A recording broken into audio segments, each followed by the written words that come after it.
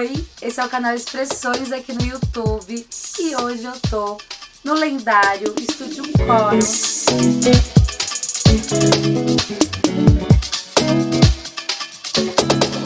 Aqui no bairro da Pompeia, em São Paulo, com Ney Haddad, fundadora há 34 anos desse estúdio que tem muita história, que faz parte de várias cenas da música nacional, do rock nacional, entre outros estilos. E Gary, from London, que agora faz parte do time, que é sócio do Ney, né, nesse momento, que é um super produtor, um caça-talentos, um produtor muito... Nossa, eu tô vendo ele trabalhar aqui e que sensibilidade que o Gary tem. Eu tô encantada com o trabalho de vocês. E eu queria conhecer um pouco a história.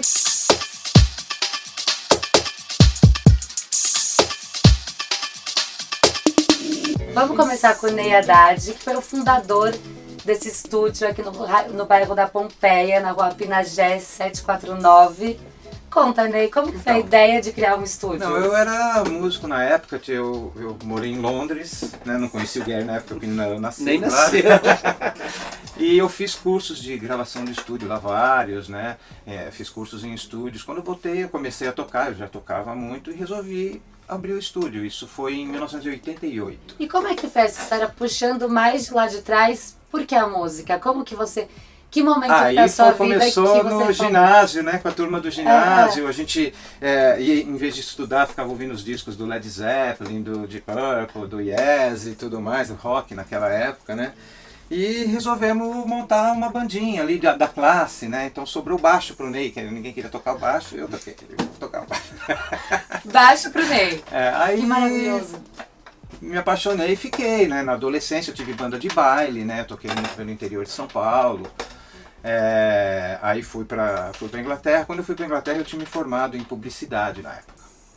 Então eu era moleque, eu estava naquela dúvida, vou ser publicitário, eu já tinha banda de baile há anos, que eu já tinha trabalhado, ou vou ser músico. Vou ser publicitário, vou ser músico. Eu fui para a Inglaterra e fui atraído pelas feiras de música, eu era atraído pelos shows, eu não era atraído pelos congressos de publicidade e propaganda. Então lá foi que eu decidi. Aí eu fiz esses cursos, tal. Quando eu voltei eu falei, bom, a parte do estúdio vai me ajudar muito como músico também. Vou gravar minhas próprias coisas, vou produzir minhas próprias coisas.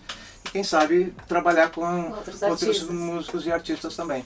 Então acabei montando o estúdio nessa época, em 88. E atravessei os anos 90, os anos 2000, na pauleira aqui, atendendo muita gente, trabalhando com vários estilos de música, gravando de tudo. E fazia também publicidade aqui, Cheguei não a só... fazer uma época. Legal. Só que publicidade, pro meu temperamento, todo um negócio muito tenso, aquele negócio de prazo, aquela coisa, aquela doideira, 3 dias para entregar amanhã, aquele negócio. E eu acho que eu ia ganhar muito dinheiro, mas dali a um tempo eu ia gastar todo o dinheiro para cuidar da minha úlcera. Então Exatamente. Então eu resolvi não ficar na publicidade e ir para um caminho mais duro, né? Mais difícil em termos monetários e tudo, mas melhor, assim, para mim. Ah, que bacana. E aí me conta, aí como é que começaram a vir as bandas pra cá? Então, no começo... Como você conseguiu fazer esse link? O começo Qual foi a estratégia? O seguinte, eu, antes de montar o estúdio, eu já estava em São Paulo atuando, né? Estava começando a tocar cover na noite com o pessoal. E teve um cara na época, era o Fernando Figueiredo, que ia montar uma banda com a gente, com um cara que estava me ajudando, que era o Maurício Leite e tal, no estúdio e tal. E eu montei o estúdio e esse Fernando montou uma banda muito bacana que se chamava Lune na época. Que inclusive era a Marisa Hort, era uma das cantoras. E esse Lune lançou uma música na novela e veio para o estúdio, eles vieram falar comigo e eu patrocinei o Lune muito tempo. Eu trocava os horários do estúdio, por logotipo no coisa, deles falando do estúdio no rádio e tal, fizemos uma permuta, e também com os Mulheres Negras na época, que é a banda do André Bujanra. Isso me ajudou a trazer gente e movimentar os anos 90 aqui. E sempre chamou Estúdio Quórum? Sempre chamou Sempre Estúdio Quórum. Estúdio Ideia Quórum. do meu pai. Ah, que legal. Então você teve essa cabeça de começar a fazer meio que permuta. No começo, teve uma época nos anos 90, naquela época do Collor, não sei o que não tinha dinheiro rolando, lembra? Lembro. Era tudo permuta. Então eu fiz permuta com muita gente de tudo, de roupa, de ticket de restaurante, naquela época da doideira mesmo. Mas a permuta me ajudou, aí eu comecei a conhecer os músicos que entravam aqui, acabei tocando com vários deles, fiquei amigo, fiz milhões de amizades, né, milhões de parcerias esses anos todos com um monte de gente. Que legal. Né? Que e legal. agora eu estou agora parceiro com o Gary, que chegou para agregar demais É. com essa sensibilidade artística que ele tem. E conta um pouquinho, vamos lá mais para trás, e conta os artistas que passaram Nossa, aqui. que passou bastante Conta. gente de bastante estilo. No começo ali teve as Mulheres Negras, tinha o Lune, né? Eu tive uma época que vinham muitos sertanejos aqui, tive o Christian Ralph, Jean e Giovanni, essa turma dos sertanejos vinha bastante. Teve o pessoal do samba, veio bastante, Banda Sensação. Que legal. Teve o pessoal dos universitários, inclusive um vizinho que morava aqui do lado tinha uma banda, montando uma banda, tá, posso ensaiar aí? Pode. Minha banda chama Inimigos do HP. Aí o Inimigo do HP. Que é o cara que eu conheço por causa do rugby. Amigo do Gary do rugby. E eles ensaiaram aqui muito tempo. Que legal. Entendeu? E eu peguei muito artista começando, né? Tipo assim, Inimigos do HP é uma super banda hoje, né? Todo mundo conhece. Eu lembro, fiz um ensaio, era do Jota Quest aqui uma vez. Eles nem conhecidos não eram, entendeu? O Ratos de Porão ensaiou. Não teve uma história que eu acho que o Nick que tava me contando que o Ratos de Porão, aí tinha uma galera do samba, que aí... Não, é muito engraçado. Conta essa história. Quando eu montei o estúdio, eu montei 2 estúdios, porque eu ia montar de gravação, não tive o recurso para montar de gravação, porque na época o equipamento era muito caro, né? Era uma outra época, 30 e tantos anos atrás. Então eu resolvi montar um estúdio de ensaio, mas eu fiz 2 estúdios, um lá na garagem. Então aqui tinha um segundo que eu chamava de estúdio B, aqui era estúdio A e lá embaixo era estúdio B. Então tinha uma época que era super busy, né? Eu tinha as pessoas me ajudando, então tinha ensaio em cima e ensaio embaixo. Então vinham artistas diferentes, de diferentes estilos, né? Então era muito engraçado, porque tinha os metaleiros From Hell embaixo e os adoradores de Cristo aqui em cima. Aí eles se encontravam na cozinha na hora dos intervalos, entendeu? Isso que é muito legal. E os religiosos tudo assim. E no final dava tudo certo. Dava tudo certo. Não, sempre foi tudo na paz. Porque a música é isso, né? A música sempre fala mais alto, né? A música sempre fala tinha mais umas histórias engraçadas. Eu tinha uma época bastante banda de heavy metal, porque era uma época que rolava na... essas Viper, toda essa turma vinha tudo aqui. E tinha os sertanejos. Então, às vezes, terminava um horário de uma banda e entrava outra. Então, um dia terminou de uns metaleiros aqui, os caras saíram aqui e entraram os sertanejos. Aí sertanejo, comecei a passar o som pro sertanejo, e passa aí, aumenta o volume da voz, como é que tá a guitarra, não sei o quê. Aí uma hora que começou a dar uma rachadinha assim no Twitter, né, no aparelho, o sertanejo virou assim pra mim e falou: acabe com os roqueiros antes que os roqueiros acabem com você. Que legal, que legal. Então tem bastante história. E veio muita gente, assim, que veio uma vez só. Teve que para mim eram pessoas que... meus ídolos, né? Veio o Erasmo Carlos, veio o Serginho Dias, veio aqui. A Rita Lee fez uns trabalhos aqui na época. Eu sou muito amigo e toquei muitos anos com o Lee Marcucci, que era do Tutti Frutti, da banda da Rita Lee. Ele tocou também nos Titãs, no Rádio Táxi. O estúdio me fez ter contato com essas pessoas. Eu fui muito amigo do PA, que era baterista do RPM, através do estúdio. Ele veio com um amigo comum, a gente se conheceu, tocamos 20 e tantos anos juntos, entendeu?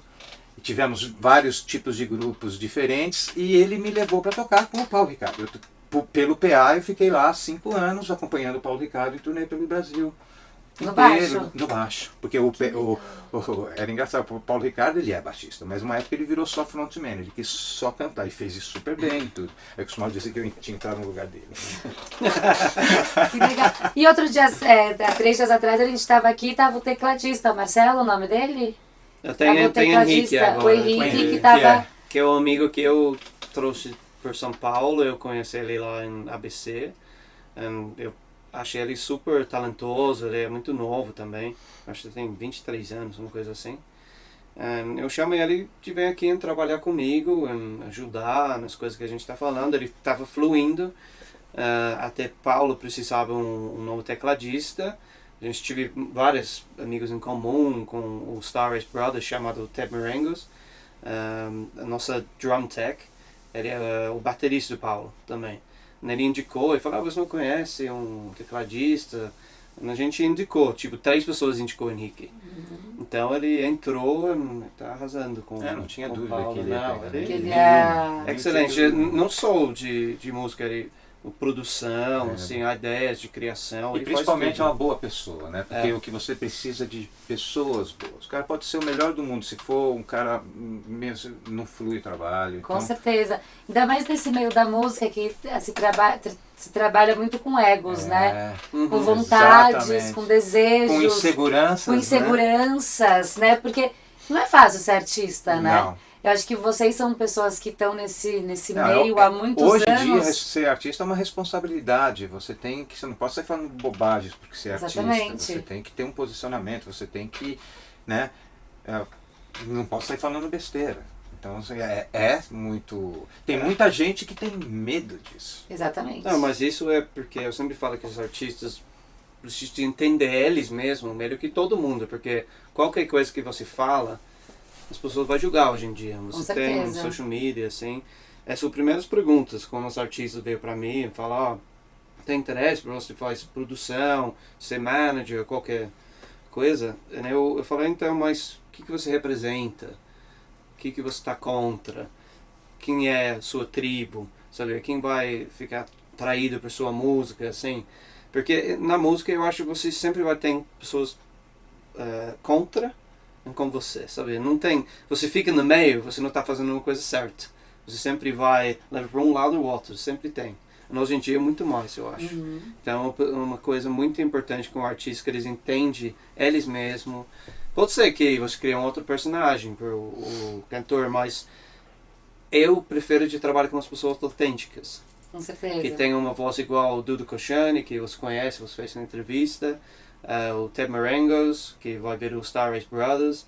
A gente tem outra banda chamada Ginger and the Peppers, que tem um frontwoman, que é metade brasileira, metade americana, veio de Nashville. Fantástico. Eles vão ensaiar um pouco mais depois disso, você quer ficar também.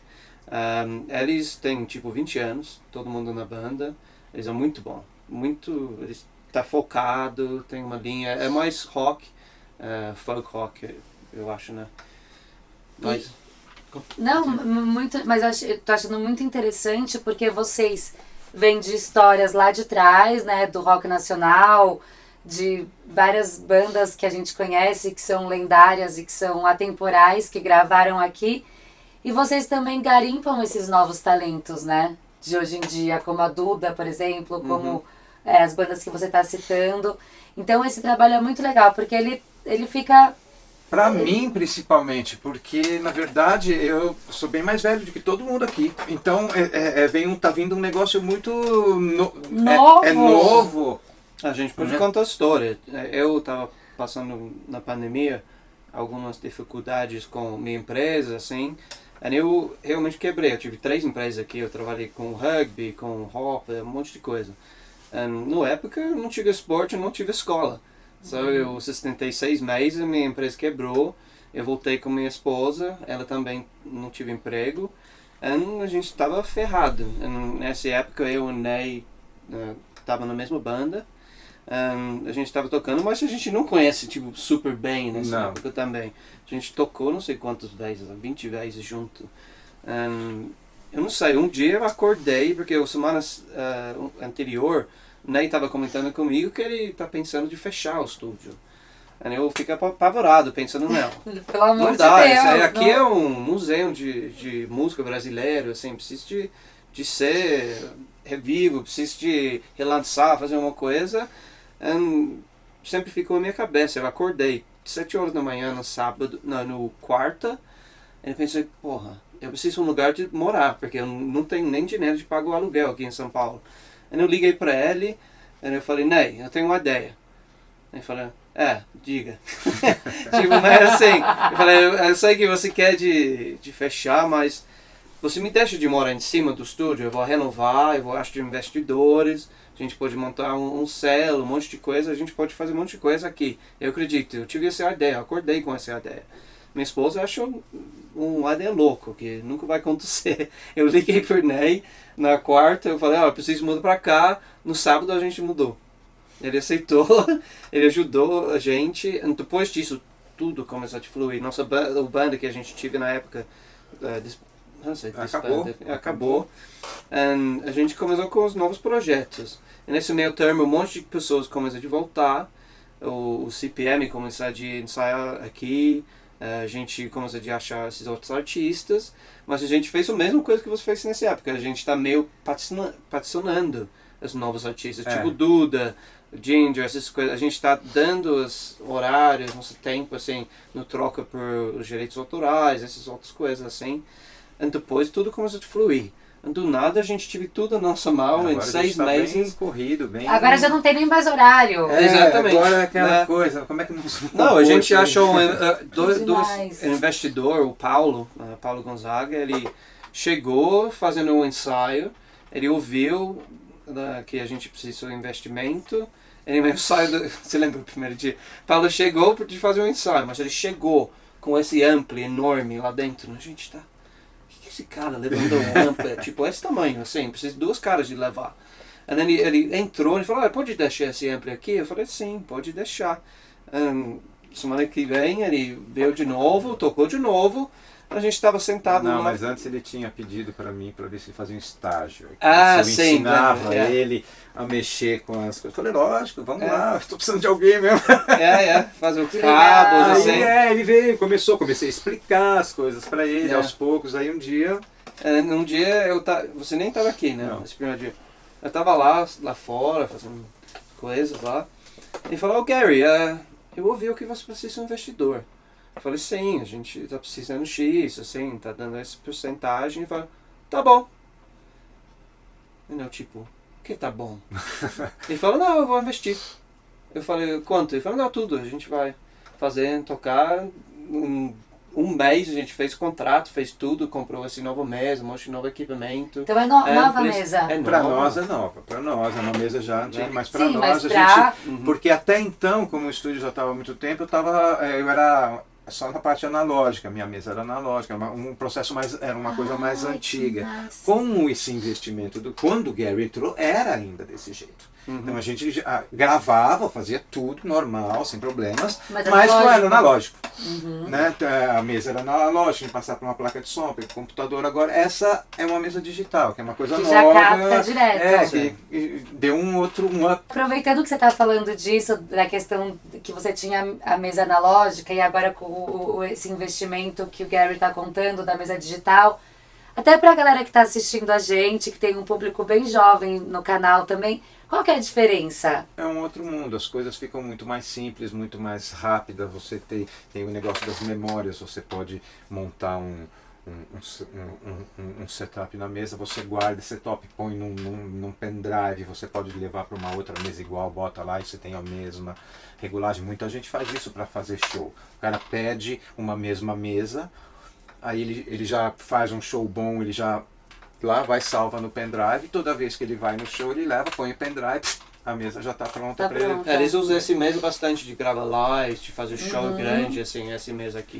E facilita muito, você tem as memórias, a forma de você enxergar é diferente, né? O digital, o analógico são milhões de canais, de botões e aquele negócio. E a qualidade, né, para mim, a qualidade do digital, porque o digital é muito bom no dia a dia, né? Tem gente que prefere o analógico, mesma coisa de gravação, né? Tem gente que prefere gravar em rolo, né, os mais puristas, do que gravar no computador, no digital. Que gosta desse ambiente. Quando você faz música mais moderna, você precisa ter mais digital, limpo.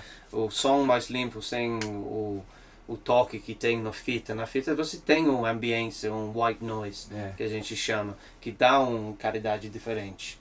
Mas é ele que sabe, ele fez tudo aqui. E é muito engraçado que como você acompanha... Como é a história das fitas? Eu sou um cara feliz, porque me considero feliz, porque eu passei pelo analógico. Isso, e por isso eu quero que você conte. E estou agora no digital.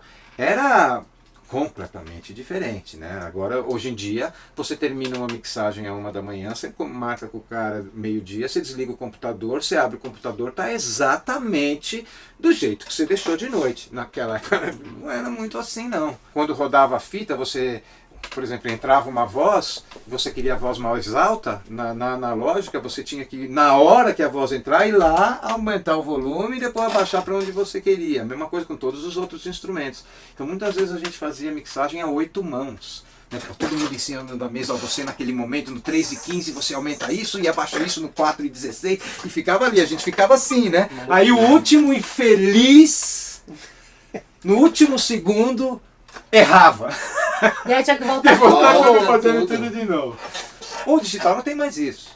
Né? Mas E também, não, eu e acho uma que coisa por causa das interessante- músicas, também. melhorou porque eles precisam fazer um take. Você não fez uma merda num take, já era, precisa fazer tudo de novo. É. Não é igual hoje. Antigamente os Que dá pra músicos pegar também, mais era um take qualidade, só. O cara né? ia lá, E gravava ia- de uma vez e estava pronto. Então. E, por exemplo, não tinha essa história, por exemplo, gravar voz, né? Vamos supor, vai gravar a minha voz aqui, Aham. 5 trilhas, Certo? e a gente vai pegando os melhores momentos de cada trilha. No analógico dava pra fazer assim ou tinha que ser one shot? Não dava para fazer assim. Mas como é que- Dependendo como do é que- número de trilhas que você tinha sobrando para botar a voz.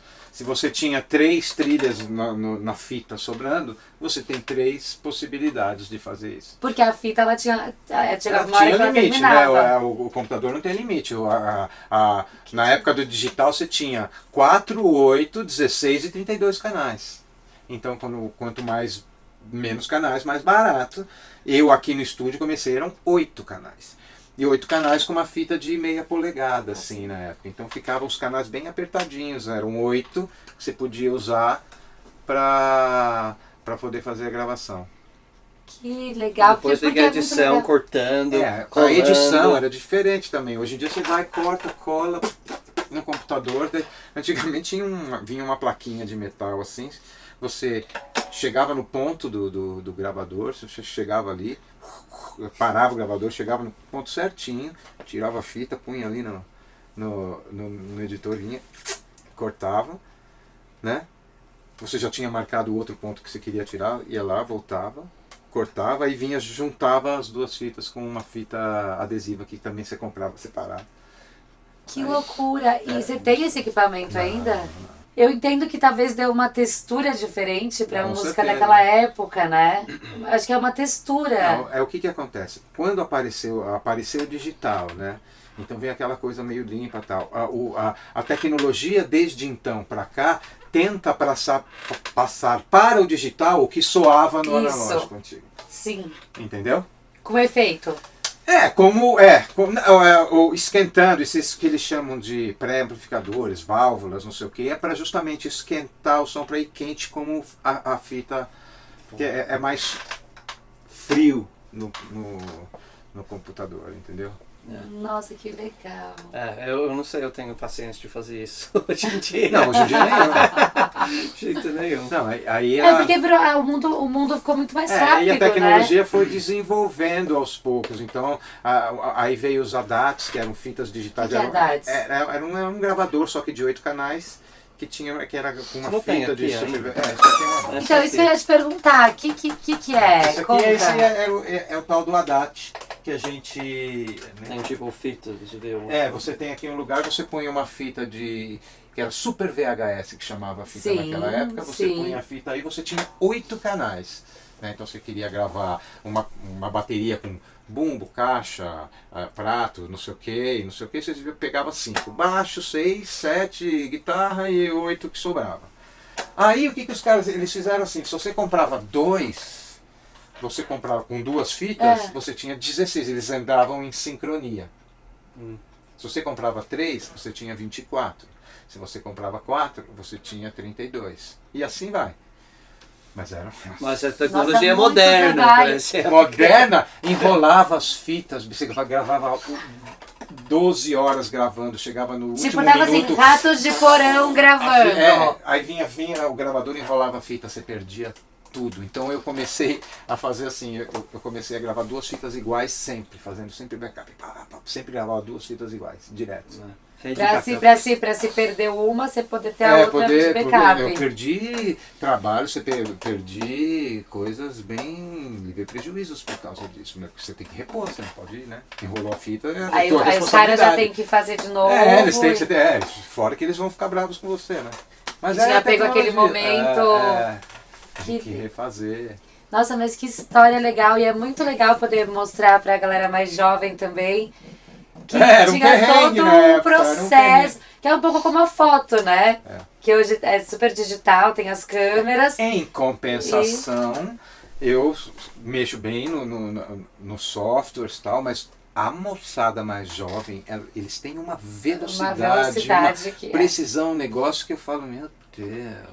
Eu sou feliz de ter passado pelo analógico, mas essa galera no digital, os caras tá chegando com tudo. Nossa, com tudo. Estão arrepiados. Com tudo. Mas essa tecnologia realmente abaixou a qualidade dos músicos, dos cantores, assim, porque de chegar no nível onde você pode chegar um Neil, bem aqui no estúdio, você precisa ser tipo pico de galáxia, sabia? Porque você não pode entrar, errar, porque vai gastar tempo e dinheiro, que na época foi muito caro. Cada track também. Que vai fazer a mais é mais fita. Hoje em dia você nem precisa de cantar, de ser um cantor, sabe? Com autotune, assim, Melodyne, ele ajuda muitas pessoas que pode compor, mas não tiver voz, sabe? Tudo tem as horses and courses, a gente chama, mas no mesmo tempo eu acho... As pessoas sempre falam, por que não tem um outro Van Halen, não tem um outro isso, aquilo? É por causa disso. O cara sabia, tá bom, eu preciso praticar tipo 12 horas por dia de acertar nessa linha. Ele faz, no tempo dele. Hoje em dia eles praticam uma vez, a gente vai lá gravar, a gente corta, a gente faz, sabe, não fica assim hoje em dia. Mas eu acho isso feito muito a qualidade da música mundial. Sim. Essa parte de tecnologia tem as bons e as ruins, eu acho. Tem as vantagens e as desvantagens da modernização, né? Sim, sim. Ao mesmo tempo deu uma democratizada, né? Antigamente... também são as pessoas. Então muita gente que tem talento, mas nunca teve condições, hoje consegue botar o talento e ativar a própria Duda. Não precisa de uma gravadora, por exemplo. Ela, para montar as músicas dela, para criar tudo e botar e registrar, ela mesma, com o computador na casa dela e um gravador, ela mesma conseguiu fazer. Essa democracia, para quem tem talento, isso é muito super importante. legal. Essa democratização. Eu acho que essa é a melhor parte, né? Sim. Tudo bem, tem os ruins que vão também fazer e vão sair com aquele lixo, que vai ser muita gente também, né? Que vai fazer coisa ruim. Paciência, é a democratização. Sim, sim. Aí vale da peneira e da produção. Da peneira da produção e do público, né? De consumir. Só eles podem pôr o arte. Eu acho que todo mundo merece colocar o arte assim no mundo, mas também complica essa parte do Spotify. Agora, muito mais quando as pessoas ganham menos dinheiro com música, agora, que em qualquer outro ponto na história. Por exemplo, eu vou dar alguns exemplos. Para você investir 100 mil reais na sua carreira, você precisa tem 5 milhões de ouvidos nessa música, 250 mil ouvidos mensais, só de fazer o break-even, de empatar. Assim, o chance para você fazendo isso no Spotify é 0,00275%. Porque você tem 8 milhões de pessoas no Spotify. Só tem muitas pessoas, para você falar mais alto que essas outras pessoas, você precisa ter dinheiro. Só na mesma época é mais barato de gravar, assim, o marketing para você aparecer fica muito mais caro. E a concorrência é muito maior, porque Exatamente. tem muito mais gente fazendo. Porque hoje dá para montar os home studios, né, que nem falou, a Duda com o computador, com o microfone e grava a voz dela. Você tem esse equilíbrio, tudo é positivo e negativo, particularmente na indústria da música. Eu aprendi tudo isso nos últimos 2, 3 anos, assim, eu comecei a trabalhar com os caras que mais experientes do mundo da música, sabe? Conta um pouquinho deles. Eu comecei, eu tive uma parceria com um músico bem conhecido aqui, eu não vou falar o nome dele porque a gente brigou, mas a gente começou a gravar, a gente entrou em contato com David Kershenbaum. David Kershenbaum é alguns produtores mais conhecidos do mundo da música. Ele lançou Cat Stevens, Bryan Adams, Tracy Chapman, Janet Jackson, Simple Minds, Duran Duran. Tem uma lista enorme. O cara tem 75 discos platinums na carreira dele. Agora ele tá 80 anos. Ele nunca fala uma idade pra gente. Mas a gente está trabalhando com ele. Ele, como eu te falo para mim, Gary, você é um excelente cantor, artista, mas eu acho que você pode fazer muito bem de ser um produtor. Quando eu parei de fazer esse projeto minha. Porque ele me ligou um dia e falou, Gary, o que você está fazendo? Você nunca mais manda as músicas para mim, blá blá blá. Eu falei, não, eu não tenho banda mais, eu não estou compondo, porque eu não toco, não.